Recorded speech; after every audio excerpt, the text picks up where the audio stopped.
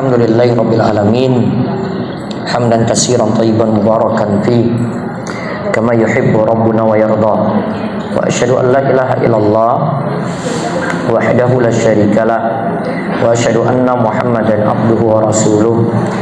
Allahumma salli ala nabiyyina Muhammad wa ala alihi wa man tabi'ahum bi ihsanin ila yaumiddin. Allahumma inna nas'aluka ilman nafi'a wa rizqan thayyiba wa amalan mutaqabbala. Segala puji kita panjatkan pada Allah, salawat serta salam semoga tercurah pada Nabi kita yang mulia, Nabi kita Muhammad sallallahu alaihi wasallam. Baik ibu-ibu sekalian yang semoga senantiasa dirahmati dan diberkahi oleh Allah Subhanahu wa taala. Di kesempatan pagi hari ini kita berada pada akhir-akhir dari bulan Dzulqa'dah dan sebentar lagi kita akan masuki bulan Dzulhijjah. Bulan Dzulqa'dah termasuk bulan haram dan juga termasuk bulan haji. Begitu juga dengan puncaknya di bulan Dzulhijjah. Para ulama itu sebut bulan haji itu dimulai dari bulan Syawal, kemudian bulan Dzulqa'dah dan bulan Dzulhijjah. Dan kita ketahui bersama bahwasanya ibadah haji ini adalah ibadah yang mulia, dan nanti kita akan kurang lebih membahas 10 pelajaran di dalamnya. Bagi yang punya gadget, punya HP bisa langsung buka di website saya rumaiswa.com. Saya tidak buat dalam bentuk tulisan buku atau buletin karena materinya saya sertakan dengan dalil-dalil yang lengkap tentang pelajaran di balik ibadah haji.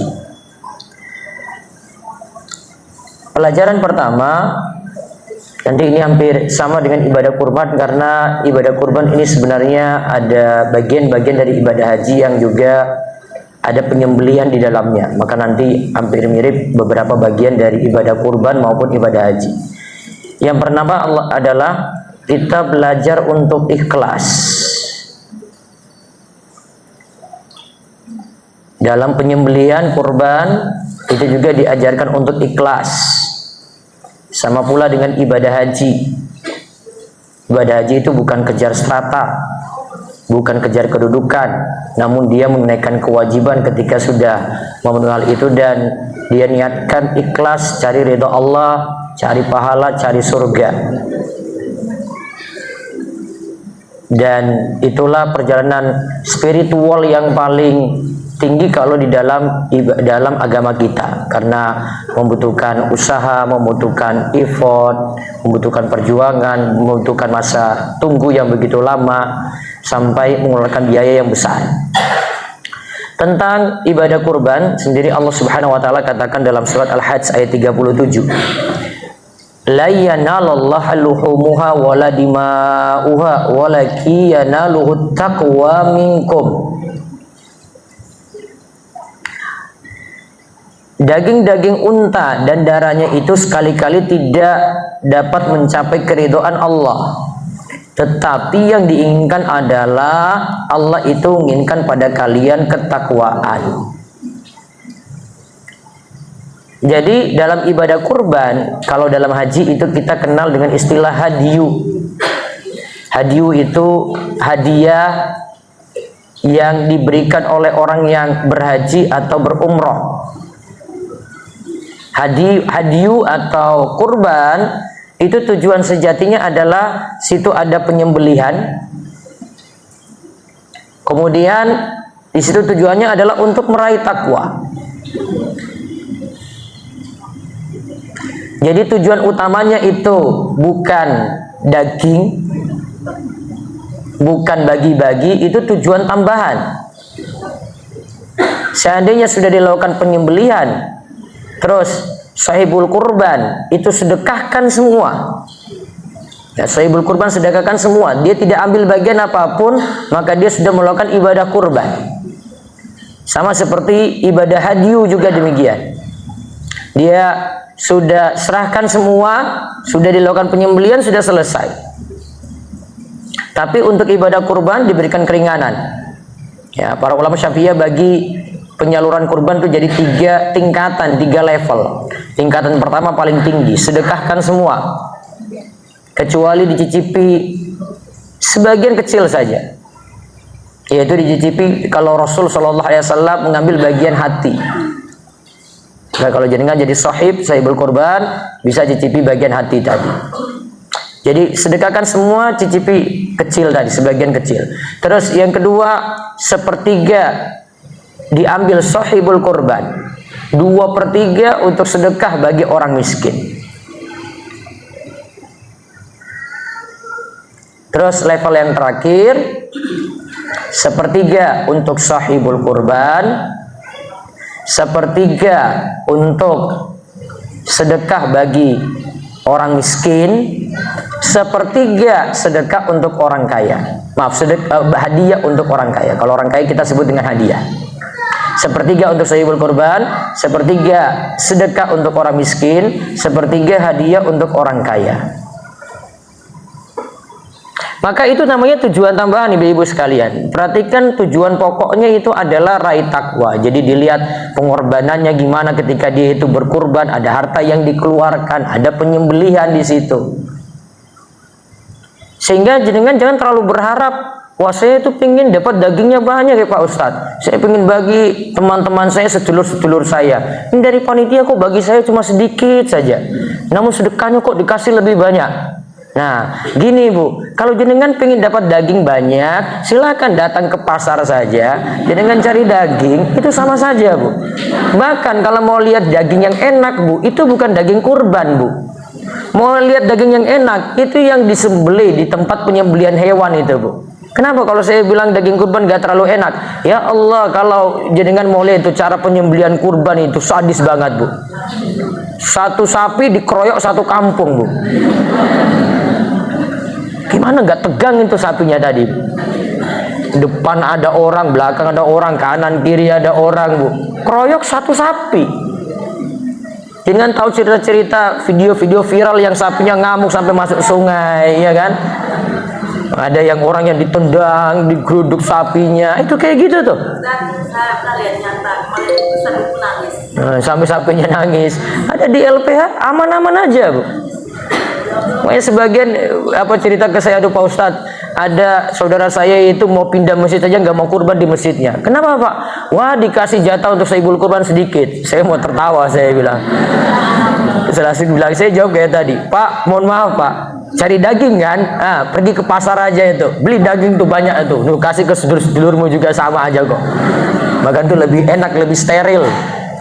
Penanganannya sudah ini bagus dibandingkan kurban itu yang masih awam masyarakat itu mengurusnya. Itu ya. Jadi tujuan utama takwanya, penyembelihannya gimana, ikhlas atau tidak. Maka dalam ibadah haji juga sama.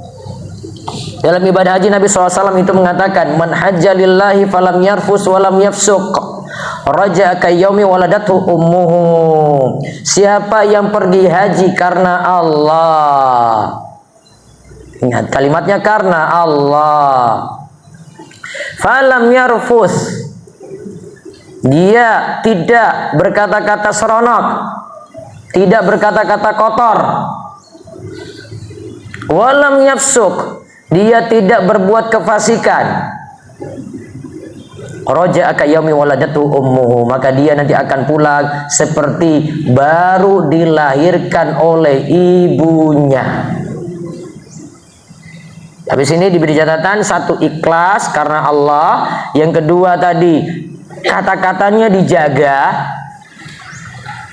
karena ketika berhaji itu diuji emosinya. Orang Indonesia itu kecil-kecil lawan orang Afrika tinggi-tinggi. Coba kalau lagi tawaf atau lagi apa, wah itu lawannya besar-besar, nanti kakinya keinjak, nanti ada yang dorong dari belakang. Coba jangan lihat saja pas umrah itu kayak gitu. Haji sama ya, bahkan lebih banyak gitu. Maka perlu tahan emosi ketika itu. Walam yafsuk, tidak boleh lakukan kefasikan, tidak boleh lakukan kecurangan ya. Maka jika dia penuhi 3 ini, dia akan bersih dari dosa seperti ibunya baru melahirkan dia. Berarti seperti bayi yang baru lahir. Maka ibu-ibu sekalian ya, itu perlu kita perbaiki niat dalam ibadah secara umum, bukan hanya ibadah kurban, bukan hanya ibadah haji saja. Karena dengan memperbaiki niat, amalan kita itu pertama diterima oleh Allah Subhanahu wa taala. Dan ingat, amalan yang ikhlas, cari ridha Allah, itulah amalan yang lebih langgeng. Ada perkataan dari Ibnu Taimiyah, ada perkataan dari Imam Malik. Ya, mereka punya istilah yang sama, makana lillahi yabqa. Sesuatu amalan yang dilakukan ikhlas karena Allah pasti langgeng, akan kekal. Langgeng di dunia, amalannya tetap ada, sampai di akhirat nanti akan dibalas oleh Allah Subhanahu wa taala. Maka penting untuk jaga keikhlasan ketika itu. Terus pelajaran yang kedua, dalam ibadah haji sama seperti ibadah kurban juga, kita diajarkan untuk manut patuh pada tuntunan, yaitu tuntunan dari Nabi kita Muhammad sallallahu alaihi wasallam. Contoh dalam kurban, dan ini sama seperti hadiyu juga dalam ibadah haji. Kurban itu harus disembelih pada waktunya. Hadiyu yang mengambil manasik haji tamattu ataupun haji qiran, dia juga harus menyembelih hadiyu pada waktunya. Waktu penyembelihan kurban kapan? Ketika sholat Idul Adha sudah dilaksanakan, baru dilakukan penyembelihan.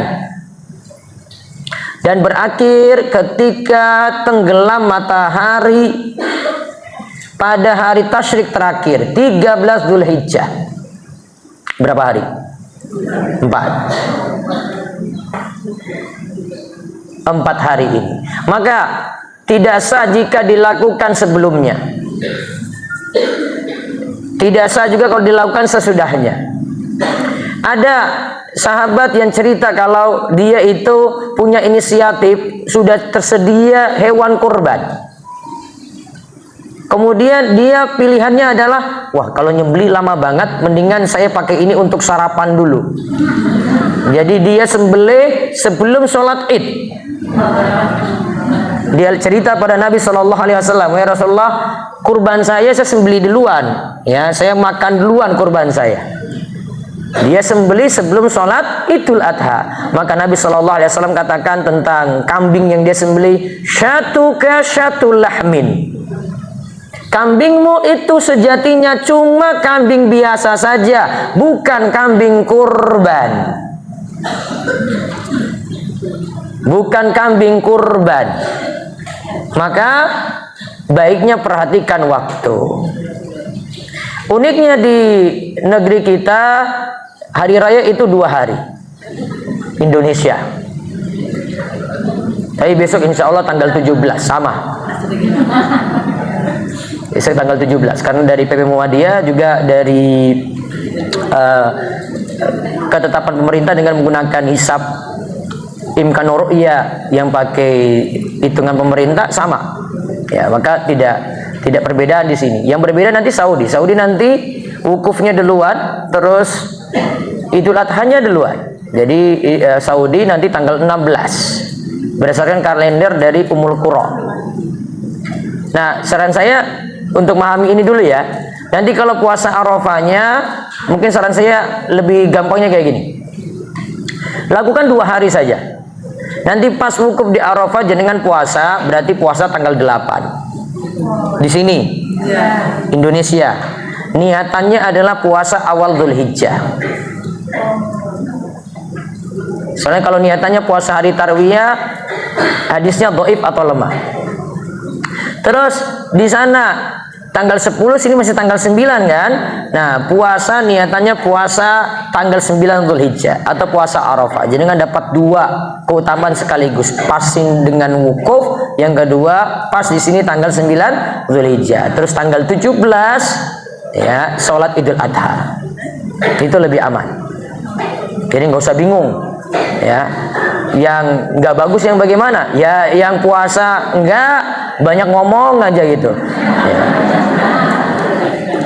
Komen terus, puasa enggak? Ya enggak.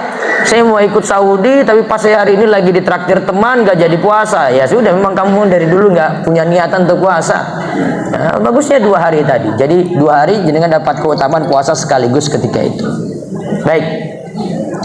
Jadi untuk kurban ada ketentuan seperti itu. Begitu juga ibadah haji, kita itu diperintahkan untuk ikut tuntunan. Dikatakan dalam hadis Jabir, "Litakhudhu manasikakum fa inni la adri la alla la ahujja ba'da hajjati hadhihi la ahujju ba'da hajjati hadhihi." Ambillah dariku manasik-manasik kalian. Jadi kalau kalian mau berhaji, ikutilah tuntunanku, kata Nabi SAW. Jangan buat-buat sendiri. Karena sesungguhnya aku tidak mengetahui, mungkin saja aku tidak berhaji setelah hajiku ini. Berarti Nabi SAW mengatakan ini ketika beliau melakukan haji terakhir, Hajatul Wada. Kemudian di tahun berikut Nabi SAW meninggal dunia. Maka dalam ibadah secara umum kita itu disuruh mengikuti tuntunan Nabi SAW. Coba kalau jenengan nanti lihat di kurban, kurban itu seperti tadi saya katakan di awal, itu bukan incar daging. Kalau jenengan incar daging, cari sapi, cari kambing, bentuk apapun terserah. Tapi kalau kurban disuruh cari kambing atau sapi yang tidak boleh ada cacat, umurnya ada ketentuan tertentu, waktu penyembeliannya ada, tidak boleh di luar ketentuan ini. Itu pakai ketentuan. Kalau jenengan incar daging, sudah ambil kambing, nyembeli kapanpun, kemudian situ tidak perhatikan kambingnya umurnya berapa, mau kambing muda silakan, ya. Kalau dalam ketentuan kurban, kambing itu minimal 1 tahun menurut satu versi pendapat, sedangkan dalam mazhab Syafi'i 2 tahun. Itu pakai ketentuan umur. Belum lagi lihat cacatnya. Sifat cacat yang tidak boleh ada itu cacat yang mengurangi daging. Apa cacat yang mengurangi daging? Di antara cacat yang mengurangi daging adalah telinganya terpotong. Kambing itu telinganya terpotong atau sejak lahir tidak ada telinga, itu dinamakan cacat. Cacat ini tidak boleh ada. Gak bisa dijadikan kurban. Tapi kalau mau disembelih biasa untuk makan-makan, untuk jual, terserah. Boleh, gak ada ketentuan ini. Kambing atau sapi tadi punya ekor. Ekornya terputus. Itu namanya mengurangi daging. Karena ekor ini, buntutnya ini bisa enak dijadikan sop buntut. Itu. Sehingga ketika ekornya terputus, buntutnya terputus, ya sudah tidak bisa dijadikan kurban. Tapi kalau jenengan mau makan-makan aja, cari dagingnya, monggo silahkan. Itu perbedaannya antara orang yang niatan cuma kurban saja dengan cari daging. Ya, maka di sini kita manut pada tuntunan. Kita diajarkan dalam ibadah kurban, ibadah haji itu manut pada tuntunan. Bahkan kalau mau jenengan mau lihat ibadah kurban, ibadah haji atau umroh, orang itu kadang nggak banyak protes. Manut aja itu. Oh, keliling Ka'bahnya berapa? 7 kali. Oh, pakai kainnya apa? Laki-laki. Pokoknya atas pakai kain. Ini atas ada kainnya, bawah tutup kayak sarung. Di dalamnya boleh pakai celana dalam atau tidak? Oh, nggak boleh, Pak. Dilepas semuanya. Manut aja itu. Nggak banyak protes. Oh, gitu ya? Iya. Oh, terus kalau dilanggar gimana? Kena dam, Pak. Jenengan harus bayar dam 1 kambing tuh ada tuh. Sudah pelanggaran itu. Ya. Maka dia harus keluarkan itu.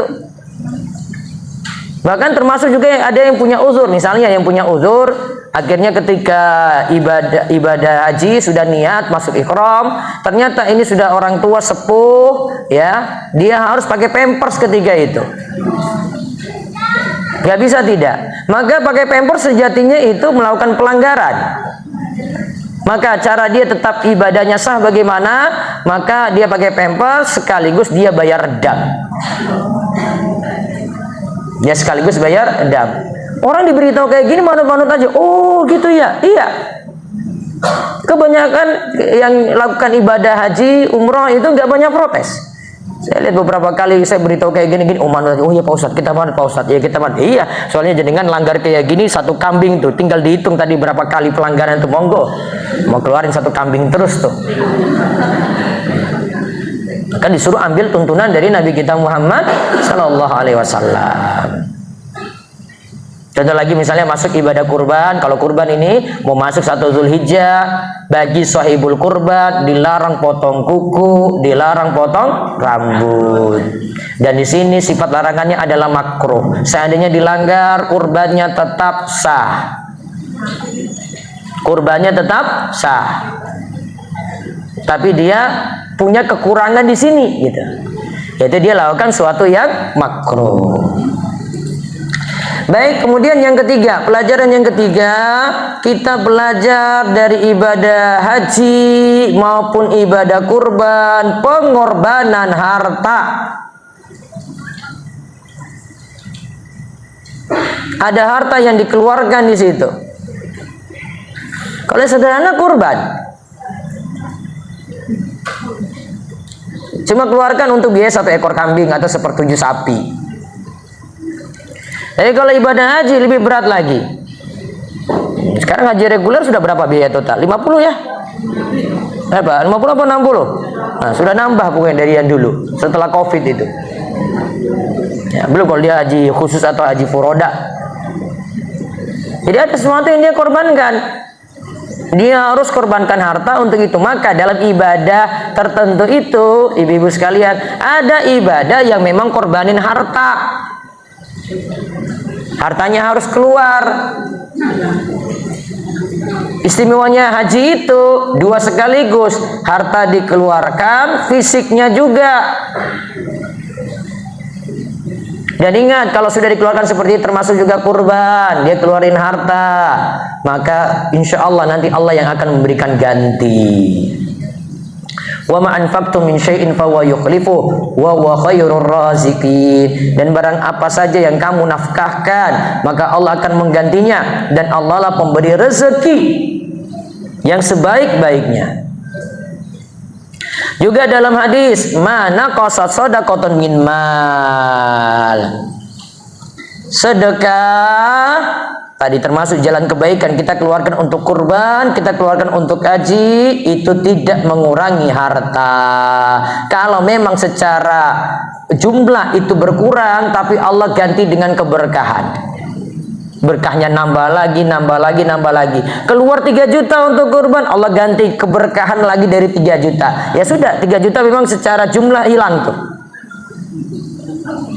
Tapi akhirnya Allah kasih keberkahan. Keberkahan diantaranya apa? Wah, coba kalau ibu-ibu hitung-hitung, Bu. Ibu dapat sehat aja gara-gara sedekah, itu sudah luar biasa loh, Bu. Justru kalau orang tahan-tahan hartanya nggak mau keluarin, Allah nanti lakukan cara lagi supaya harta ini keluar. Jadi untuk orang pelit, Allah punya cara sendiri, pokoknya tetap keluar deh. Buat operasinya super mahal. Mungkin dia punya pegawai, pegawainya tidak amanah, bawa lari duit. Soalnya apa? Majikannya pelit. Allah wujudkan, diambil tuh dari stafnya yang pergi bawa lari duit tadi itu. Habis, Bu. Tetap sama-sama keluar. Maka coba pikir-pikir saja, kita mau keluarin bagaimana sih? Mau keluarnya itu akhirnya kita ada yang terpaksa, akhirnya juga kita kerelaan kita keluarin, ataukah nanti tetap diambil juga, akhirnya kita sakit hati di situ. Sama-sama keluar. Maka tetap ya namanya pengeluaran harta untuk ibadah seperti kurban atau untuk haji nantinya akan mendapatkan pahala yang besar dan dapat ganti dari harta yang dikeluarkan tadi. Terus yang keempat, dalam ibadah haji, umroh ada larangan-larangan walau sementara waktu. Tuh kalau laki-laki dan ya termasuk perempuan juga di sini ya. Tapi nanti beda larangannya sedikit aja. Untuk yang sudah berniat ihram.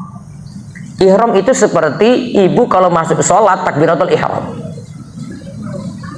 Makanya kalau kita masuk sholat kan disebut takbiratul ihram. Saya takbir Allahu Akbar, itu saya sudah takbiratul ihram. Takbiratul ihram itu maksudnya apa? Saya masuk dalam sholat. Setelah itu saya tidak boleh lagi lakukan larangan-larangan yang ada di luar sholat.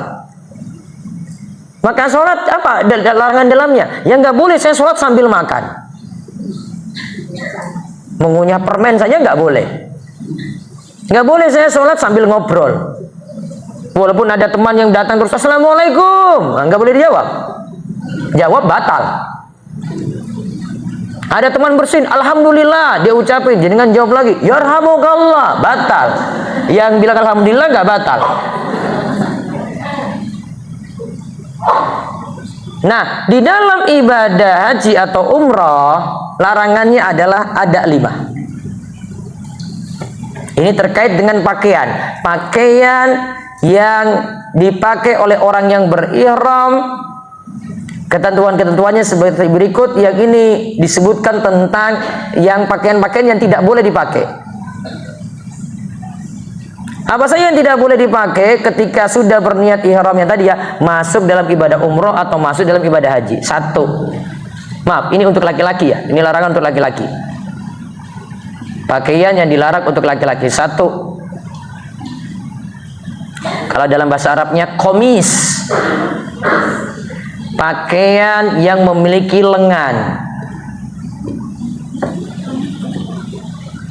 Nih Bu, kemeja saya ini, saya punya pakaian ada kaos dalam. Nah, itu nggak boleh. Terserah bentuknya nanti mau tidak ada jahitan atau ada jahitan. Yang dimaksud itu bukan tidak berjahit. Itu kesalahan fatal dalam penerjemahan. Saya belum, ini para ulama katakan ini kesalahan fatal dalam pengertian, diartikan yang berjahit. Bukan. Karena bisa jadi dia pakaiannya itu utuh langsung gitu, tapi membentuk lengan,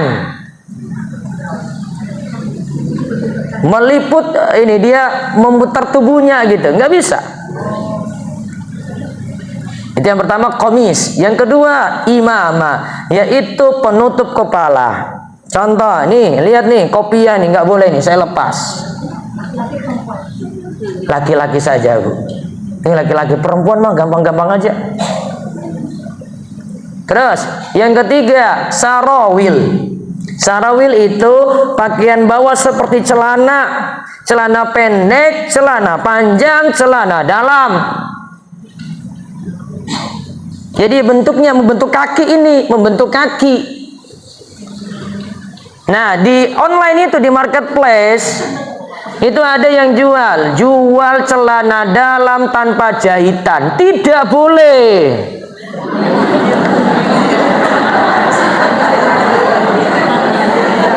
Oh, ada jamaah yang beritahu saya bilang, apa-apaan kayak gini? Apa kayak gini? Celana dalam tanpa jahitan, sama celana juga. Bukan masalahnya tanpa jahitan, masalahnya bentuk celana. Jelas Bu? Awas kalau ibu yang jualan itu. Saya protes itu. Itu nggak paham haji Bu. Ide-ide zaman ini saya bilang aneh-aneh tenan. Lihat ya Allah kayak gitu. Sampai ada yang nggak tahu masalah ini pada protes juga kalau di internet itu. Saya pernah lihat video. Jadi orangnya sudah pakai kain ihram. Dia pakai motor gede, moge. Dia banter itu, mau ke Mekah. Sudah niat nih, sudah niat. Terus netizen komentar, ih kok enak saja nggak pakai helm. Oh, saya langsung jawab itu, Pak, mau kena satu kambing nggak Pak? Tutup kepala pakai helm itu kan nadam. Ini orang mau komentar monggo.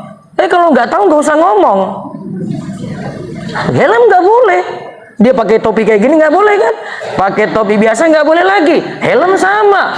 Ya wajar dia pakai motor gede tadi, banter dia. Cuma pakai kain ihram, bener itu. Urusan Saudi, kok Saudi nggak tilang? Terserah Saudi. Sana banyak duit. Kalau Indonesia kan bisa cari duit. Terserah dia. Kok dibiarin? Ya mas sudah niat ihram. Ini tinggal jalan aja. Kok nggak ditilang? Ya terserah Pak polisinya. Kamu yang ngatur-ngatur polisi sana.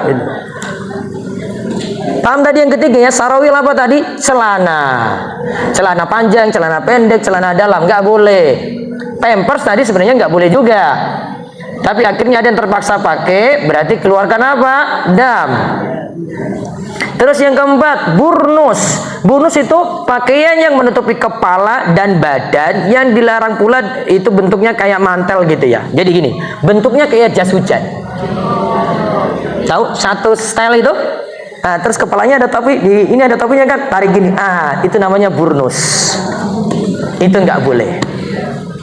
Ada itu jubah, biasanya ada anak-anak atau yang bapak-bapak punya itu, dia pakai jubah Arab itu. Di belakangnya ada topinya kan. Itu namanya burnus. Burnus nggak boleh. Yang kelima yang nggak boleh lagi adalah khuf, sepatu, yaitu yang menutupi kaki terbuat dari kulit. Tapi kalau yang kita bahas di sini adalah pokoknya yang menutupi kaki sampai mata kaki. Maka kalau ihram pakai sandal, jangan pakai sepatu sandal nutupi mata kaki. Begitu juga jangan pakai kaos kaki. Kecuali siapa? Ibu-ibu. Ini tadi saya bahas cowok terus ini, Bu. Tenang aja. Tulis besar-besar tadi, pakaian yang tidak boleh dipakai laki-laki. Ibu-ibu jangan salah paham lagi setelah keluar dari sini nih. Pakaian yang tidak boleh dipakai laki-laki. Berapa tadi? 5 tadi jelas tau bentuknya kan? Komis tadi, kemeja, imamah penutup kepala, sarawil tadi apa? Celana. Terus burnus tadi apa? Apaan? Pakaian yang jubah tadi ada topinya kan? Terus khuf, apa tadi khuf? Sepatu. Ibu-ibu kayak gini nggak kena larangan, monggo Bu. Ibu nggak kena larangan kayak gini. Ibu pakai jilbab kayak biasanya, tutup dari atas sampai bawah, sampai kaki. Pakai kaos kaki, aurat. Tutup tuh kaki. Pakai sepatu boleh. Bapak-bapak nggak bisa.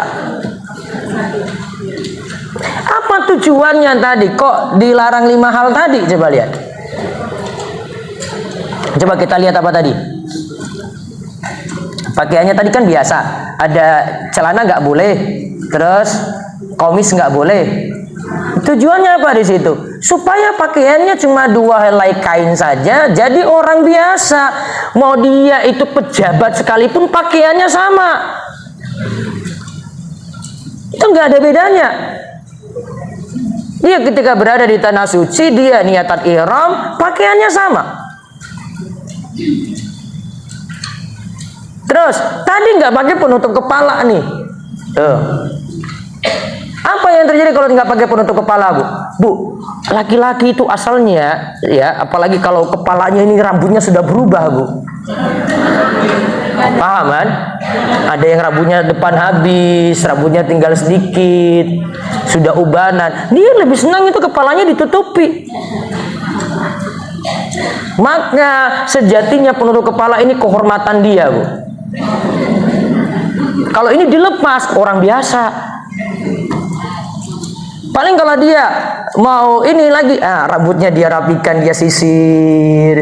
Nah, nanti ada larangan, Bu. Kalau sudah niatan ihram, rambut jangan disisir, soalnya nanti ketarik rontok. Itu. Maka ini menunjukkan beda, Bu. Ya, beda itu, Bu, kalau dia pakai penutup kepala. Makanya lebih terhormat kalau dia dalam sholat pakai penutup. Bahkan kalau dalam mazhab Syafi'i itu disunahkan. Disunahkan sholat jangan kepala itu lepas. Itu beda dengan ihram tadi, Bu. Maka masyarakat kita itu umumnya kalau nunjuk seseorang jadi imam, Bu, dia lihat pasti pilih dulu yang pakai pecis. Kalau yang mau maju itu nggak pakai pecis, mas, pakai pecis saya saja, jangan maju ke depan. Gitu. Dia pasti bilang kayak gitu, pakai pecis saya aja nggak apa-apa, jangan aja yang maju. Oh iya Pak, ya Pak. Akhirnya pakai pecis orang dia maju. Itu umumnya masyarakat. Karena menunjukkan imam ya pantasnya pecisan. Kalau saya sendiri juga sama. Saya mau sholat bagaimanapun, pokoknya ada penutup kepala. Sampai kalau saya pakai topi head yang ke depan gini, ya sudah saya putar ke belakang. Yang penting kepala saya ketutup. Itu ya tujuannya ya. Nah, terus tadi dia pakai sendal, beda dengan dia pakai sepatu, Bu. Itu menunjukkan orang berbeda juga. Coba kalau jenengan lihat orang datang masuk mall terus pakai sendal jepit, Bu. Oh, sudah sinis tuh. Ya Allah, masuk mall sendal jepit. Nah, beda, Bu. Maka dia orang biasa. Terus yang kainnya bapak-bapak tadi disunahkan dengan warna putih. Bu, kalau pakaian sudah warna itu sudah menunjukkan orangnya beda juga. Oh, ini orang bukan orang biasa ini, pakainya sudah warna-warni. Beda kalau dia pakai putih, Bu. Di Saudi itu orang yang bekerja, orang yang belajar, jadi pelajar, mahasiswa, semua pakaiannya sama, putih aja. Gamisan semuanya putih. Terus apa yang membedakan mereka? Yang membedakan itu cuma jenis kain. Jenis kain aja. Tapi kalau lihat warna sama semuanya. Kita seolah-olah lihat, oh sama. Itu diantara maksudnya supaya kita itu tidak pada perbedaan dari sisi strata tadi. Yang membedakan itu hanyalah takwa. Jadi kalau mau lihat, ini yang dilarang pada laki-laki. Ibu-ibu dilarangnya apa?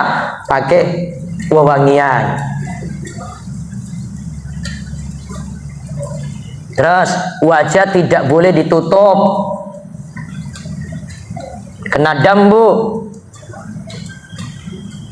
Ya, wajah tidak boleh ditutup. Kalau saya sendiri berpendapat masker dilepas, penutup wajah dilepas. Bahkan kalau saya agak tegas sedikit kalau dengan cadar, Bu.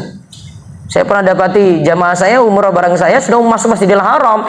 Saya lihat dia masih pakai cadar. Ini apa-apaan ibu ini nih? Saya nggak enak ngomong langsung. Untung ada putranya. Mas, beritahu ibu di belakang itu. Copot tuh cadarnya tuh. Copot cadarnya. Namun masalah copot cadar di sini itu bukan berarti wanita tidak boleh nutup wajah. Nanti kalau dia lewat ada laki-laki, dia tinggal ambil jilbab yang besar, dia tarik gini aja, sudah sama. Yang penting tidak ada sesuatu yang nempel di muka gitu.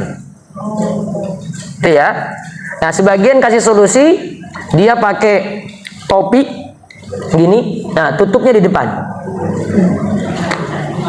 Nah, itu masih boleh. Karena tidak menempel langsung. Kemudian memang diantara tujuannya tadi pakaiannya sederhana seperti itu, ya biar lebih fokus dalam ibadah. Jadi dia konsen saja pada dua kain tadi kalau laki-laki. Kalau ibu-ibu, yang penting nutup aurat aja sudah. Ya, yang penting nutup aurat. Oke, itu pelajaran yang keempat. Sekarang pelajaran yang kelima. Topi yang taruh depan gini. Untuk perempuan atau laki-laki? Laki-laki itu ada yang dia pakainya kayak payung gitu. Nah, itulah yang saya bilang tadi. Ini di marketplace juga ada ini kayak begini. Nempel di kepala nggak boleh. Pakai payung, payungnya lepas dari kepala baru boleh. Paham nggak, Bu? Payung kan kita angkat begini toh? Iya toh? Kalau ini tadi sama dengan topi nempel, hati-hati. Ini model baru, saya kemarin baru lihat juga iklannya itu. Sebenarnya aneh-aneh aja ini. Jangan nempel, lepas dari kepala. Pakai gini berarti. Kecuali dia mungkin bukan nempelnya di kepalanya, di sini, di pundak. Ada tiang gini-gini. Wah, aneh-aneh aja. Bu, biasa-biasa aja gitu, panas-panasan nggak apa-apa kok. Ya. Kadang itu mau pikir payung juga, wah sudah repot, maunya itu jalan. Kalau sudah haji itu mikirnya nggak mikir payung, jalan aja. Itu beda, Bu. Jadi jangan nempel langsung. Oke. Terus yang kelima sekarang, dari haji termasuk kurban juga, kita belajar untuk banyak berzikir. Nah, saya contohkan nanti, ini mau masuk bulan Dzulhijjah dulu. Ini belum ibadah kurbannya, belum ibadah hajinya. Nah, ibu-ibu perhatikan, di majelis yang lain saya sudah jelaskan ini. Jadi sekarang lihat, saya bagi ketika masuk 1 Dzulhijjah kita sudah dianjurkan takbir. Takbir apa? Takbiran.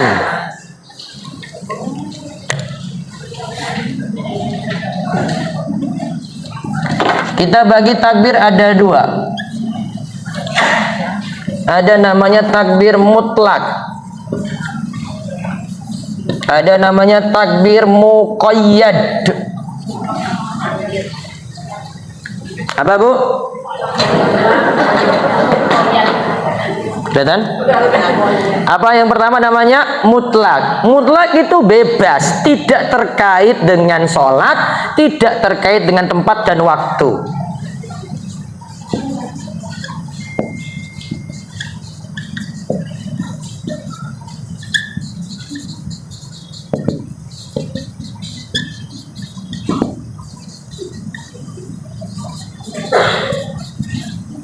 Bebas.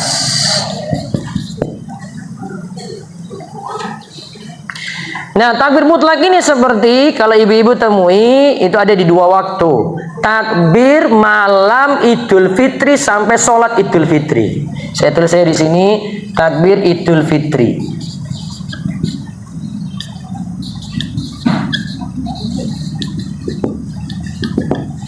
Terus yang kedua, takbir 1 sampai 9 Dzulhijjah.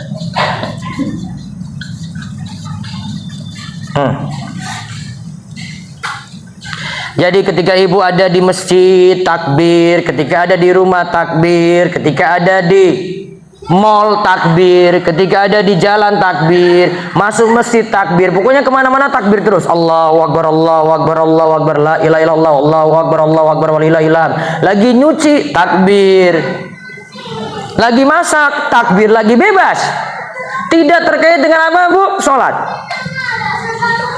Nah, waktunya ini kita temukan ketika Idul Fitri sampai sholat Idul Fitri dilaksanakan, dan ketika 1 sampai 9 Dzulhijjah. Masuk tanggal 1 itu sudah diperintahkan banyak bertakbir, seperti dilakukan oleh para sahabat, ada Ibnu Umar dan yang lainnya. Mereka bertakbir dan orang-orang ikut bertakbir.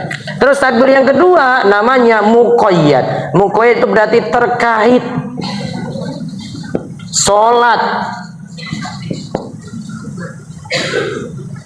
dibaca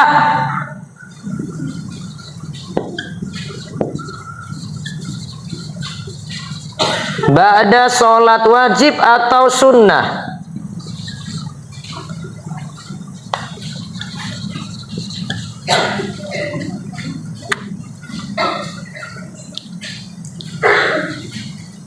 Jadi setelah saya salam ya, misalnya saya sholat zuhur ya, Assalamualaikum warahmatullahi, Assalamualaikum warahmatullahi, langsung takbiran. Saya salam ya, Assalamualaikum warahmatullahi, Assalamualaikum warahmatullahi, Allahu Akbar, Allahu Akbar, Allahu Akbar, la ilaha illallah, Allahu Akbar, Allahu Akbar, walillahilhamd. Terus berapa kali? Terserah.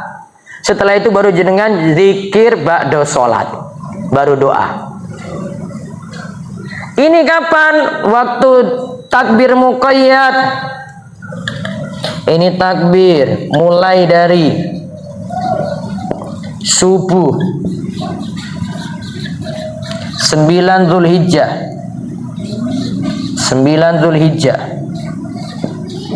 Berarti ba'da salat subuh ya, sampai dengan asar 13 Dzulhijjah.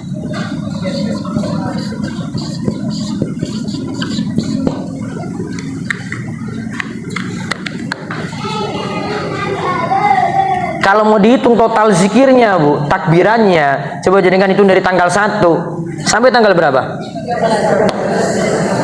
Ini tanggal 1 yang takbir mutlak tadi tuh sampai tanggal 13. Bedanya yang tanggal 9 ini sampai 13 ba'da sholat wajib atau sunnah langsung bertakbir, bukan langsung zikir ba'da sholat. Langsung bertakbir, terserah berapa kali baru lanjut zikir ba'da sholat. Kalau zikir untuk Idul Fitri, yang takbir Idul Fitri, setelah selesai sholat zikir dulu, zikir ba'da sholat dulu, takbirnya belakangan. Itu bedanya mutlak sama takbir apa? Muqayyad.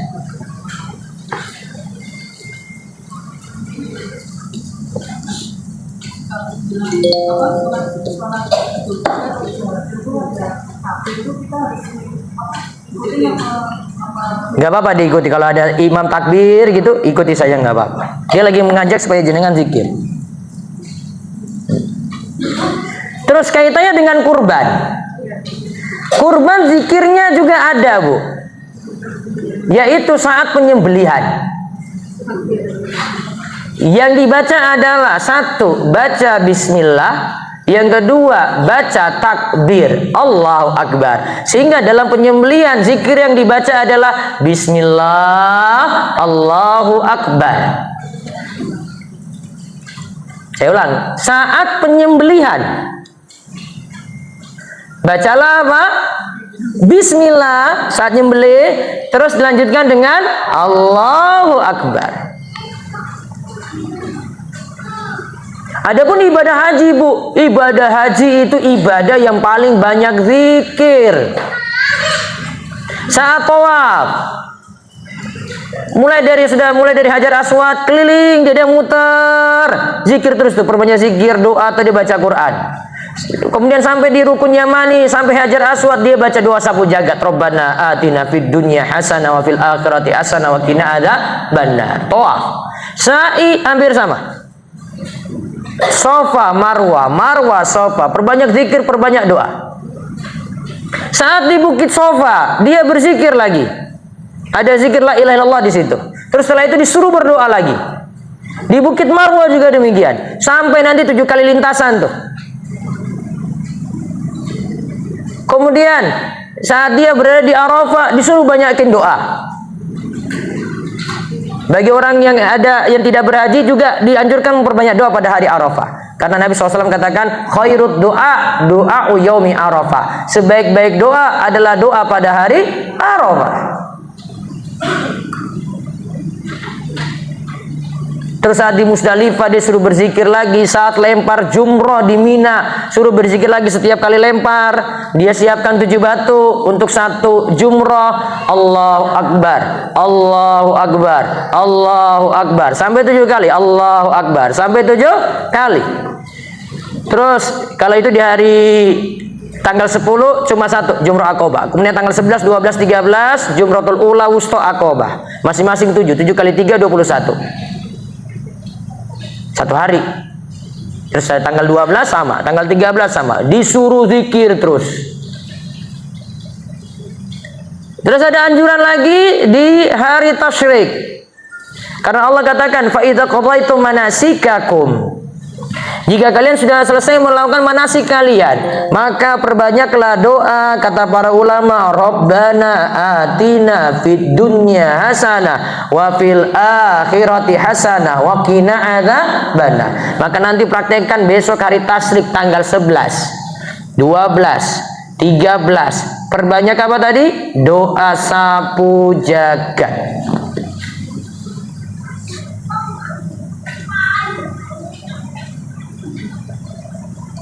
Sudah berapa pelajaran, Bu?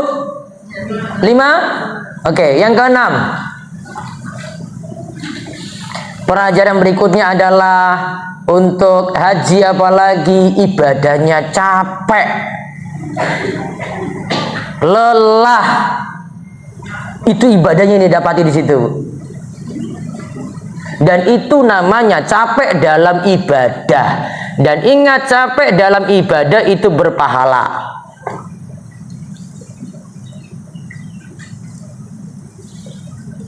Syekh Ali At-Tontawi itu katakan gini, aku telah membaca lebih dari 70 tahun. Perkataan penuh hikmah yang paling berkesan adalah anna masyaqqatat ta'ati tadhhab wa yabqa sawabuha wa anna lazatal ma'asi tadhhab wa yabqa iqabuha. Catat baik-baik kalimat ini, Bu. Capek ketika lakukan ibadah pasti nanti akan hilang capeknya.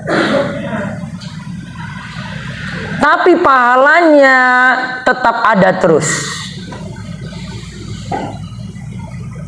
Pahalanya ada terus. Capeknya akan hilang ya, Bu? Insya Allah akan hilang. Tinggal istirahat saja. Bedakan yang kedua, kalimat yang kedua, Bu. Kenikmatan saat maksiat juga akan hilang. Sama Bu, nanti akan hilang Bu. Berarti cuma sementara saja. Tapi ingat, hukumannya pasti tetap ada. Coba orang minum khamar Bu, berapa lama dia nikmat minum khamar tadi Bu? Sebentar aja. Itu bukan kenikmatan abadi Bu. Sebentar aja, sudah selesai itu minuman, sudah habis tuh, sudah puyeng, dia nggak bisa mikir apa-apa lagi. Tunggu aja kalau dia sadar, sudah hilang tuh tadi itu. Sama Bu, orang selingkuh kenikmatannya berapa lama Bu? Sebentar saja, belum kebuka aja. Dan selalu saya bilang Bu, ingat aja Bu, namanya bangkai itu Bu, suatu saat akan kecium Bu. Ingat kalimat itu aja. Suatu saat akan kecium Bu. Kenikmatannya sesaat. Tunggu aja habis itu nanti lihat hukumannya bagaimana Bu. Ya, kapan-kapan ini temanya selingkuhan aja Bu, nanti saya bahas.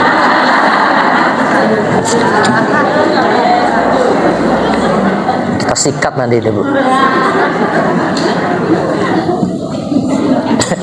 Ada teman saya, dia, Ustadz, nasihat hari ini apa Ustadz?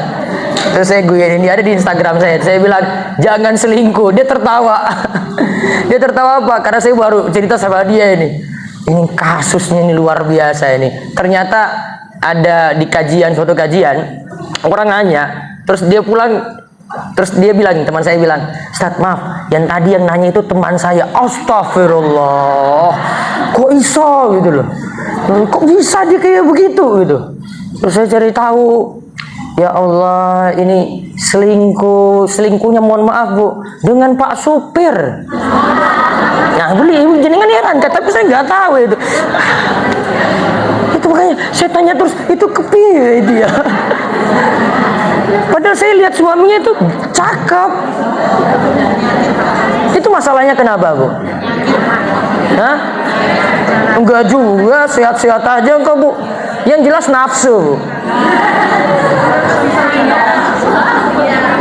Kenikmatannya sementara Bu. Wah, hukumannya itu nanti Bu, tunggu aja waktunya. Terus yang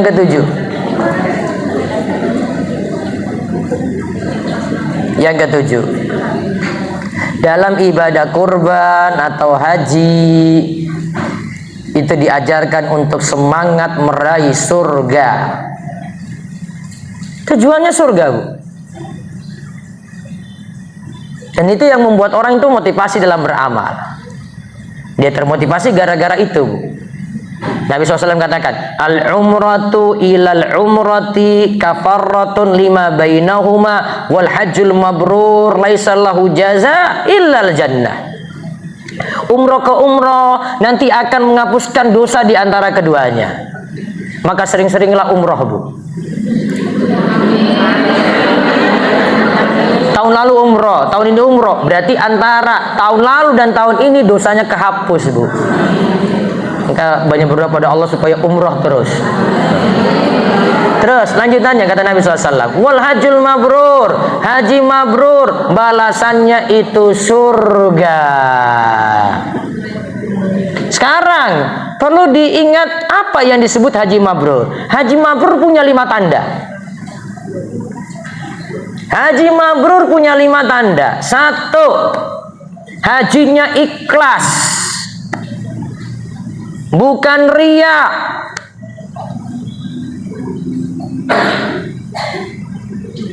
Ya, jadi nggak usah pamer-pamer luar biasa Bu. Ya Allah, jamaah Indonesia itu kalau di beberapa tempat tuh kalau sudah mau landing pesawatnya itu Bu, satu kampung sudah tunggu Bu, turun itu kayak orang mau diwisuda Bu. Iya Bu, sudah siap itu pas di pesawat terus dandan cantik, wow turun sebentar lagi nih disambut satu kampung Bu. Ada yang kejar cuma strata sosial aja Bu. Karena kalau sudah jadi Pak Haji, Bu Haji pasti duduk di depan kalau acara hajatan. Kalau bukan Pak Haji, Bu Haji, maaf belakang, tunggu Haji dulu itu. Iya Bu, strata sosial. Terus yang kedua, tanda haji mabrur, hajinya menggunakan harta halal. Jangan sampai pakai harta haram.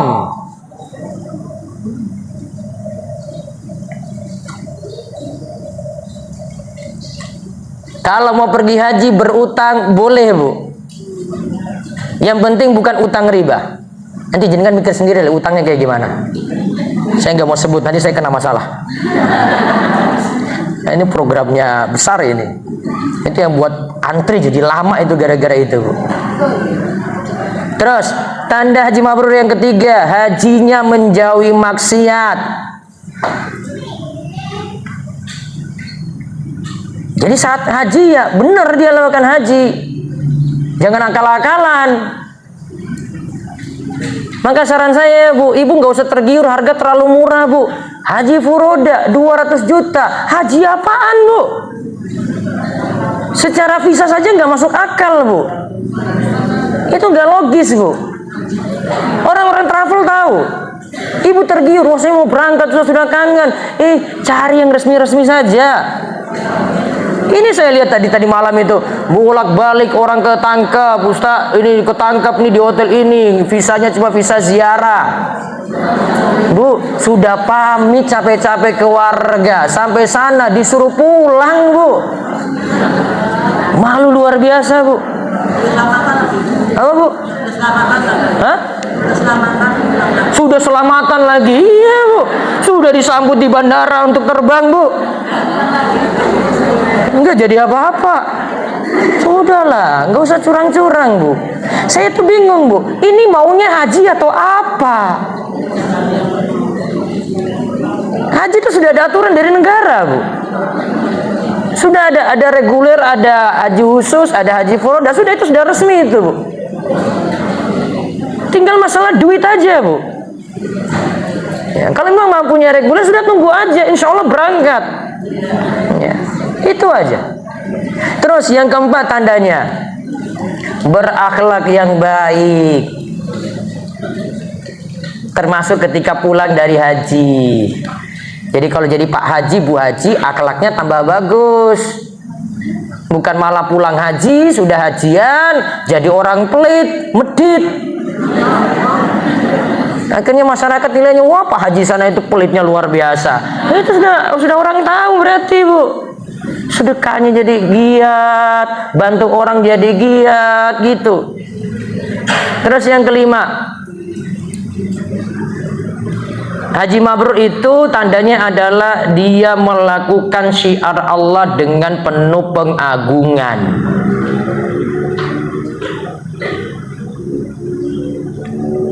Berarti dia melakukan ibadah haji dengan benar.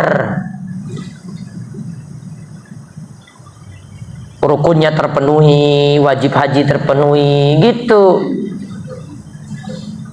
Ya kalau disuruh masuk Arafah ya masuk Arafah. Tahun lalu ada yang nggak masuk Arafah, cuma di jembatan sebelum Arafah. Ini nggak bisa masuk, cuma jembatan sebelum Arafah. Arafah itu sudah ada batasan, Bu. Ini tandanya ini Arafah nih, masuk. Kalau di situ karena nggak diizinkan visamu masalah, ya sudah, berarti memang kamu nggak ada haji. Akhirnya mereka nganggap, oh sudahlah, kita maksimalnya di sini, ya di bawah jembatan aja ini. Belum masuk Arafah nggak dikatakan haji. Terus yang kedelapan, sudah haji mabrur selesai, haji mabrur selesai. Kita balik lagi pelajaran yang kedelapan. Semoga jadi haji mabrur, wes. Yang kedelapan terakhir nih, nggak bisa sampai 10, nanti nggak ini sampai jam 10 aja nih. Yang terakhir, saya bahas ini yang sering ditanya soalnya. Dalam haji itu boleh dibadalkan. Jadi ada ibadah-ibadah itu yang boleh dibadalkan. Dibadalkan apa? Ada si A nggak mampu, orang lain yang kerjakan. Atau si A sudah meninggal dunia, ada yang kerjakan hajinya. Jadi ada ibadah itu yang boleh diwakili seperti ini, digantikan. Tapi tidak semua ibadah ibu-ibu sekalian. Ini tidak semua ibadah. Yang ada sini adalah untuk ibadah haji, ibadah umroh juga bisa. Maka ada istilahnya badal haji. Maka ada istilahnya badal umroh. Saya kasih tahu ringkasannya aja di sini. Assalamualaikum warahmatullahi wabarakatuh. Waalaikumsalam warahmatullahi wabarakatuh.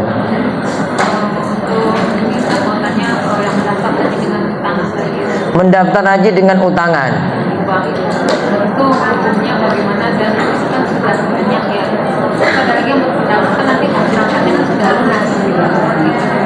Nah, sini lihat dari sisi utangnya dulu, Bu. Utang itu ada tambahan ataukah tidak ketika pengembalian. Kalau ada tambahan riba, Bu.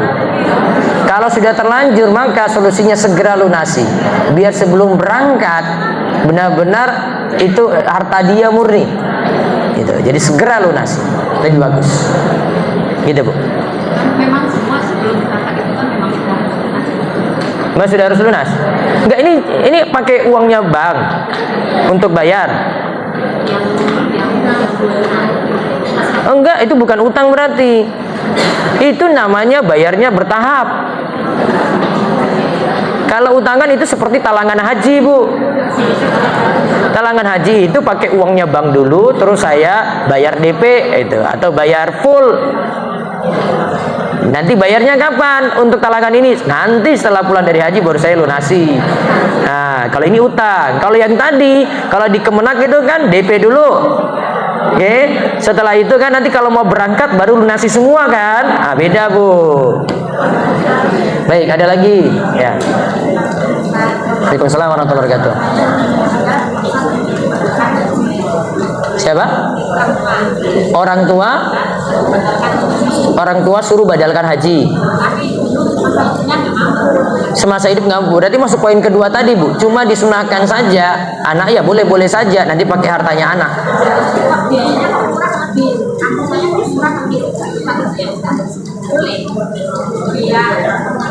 Biasanya badal haji itu dilakukan kalau jenengan nitip pas musim haji kayak gini, itu orang yang mukim di sana yang melakukan, Bu. Berapa juta? Hah? Aduh, nggak masuk akal ya, Bu. Iya. Hah? Saya khawatir nanti dia ngambil aturannya kan, misalnya saya mau badalkan orang, maka saya cuma nanggung 1 orang. Saya khawatir nanti dia terima 10 juta tapi 10 orang. Nggak boleh. Nggak boleh, Bu. Nggak boleh. Jadi kalau terlalu murah kayak gitu nggak usah. 1 orang cuma badalkan 1 orang. Kecuali kalau umroh, Bu. Umroh jenengan pas di sana sudah umroh pertama toh, habis itu pergi ke Tan'im umroh lagi, besoknya umroh lagi, terserah. Tapi kalau haji kan cuma 1 perjalanan.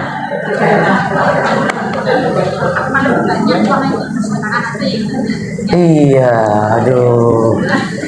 Ada lagi 1 lagi terakhir. Monggo, Bu.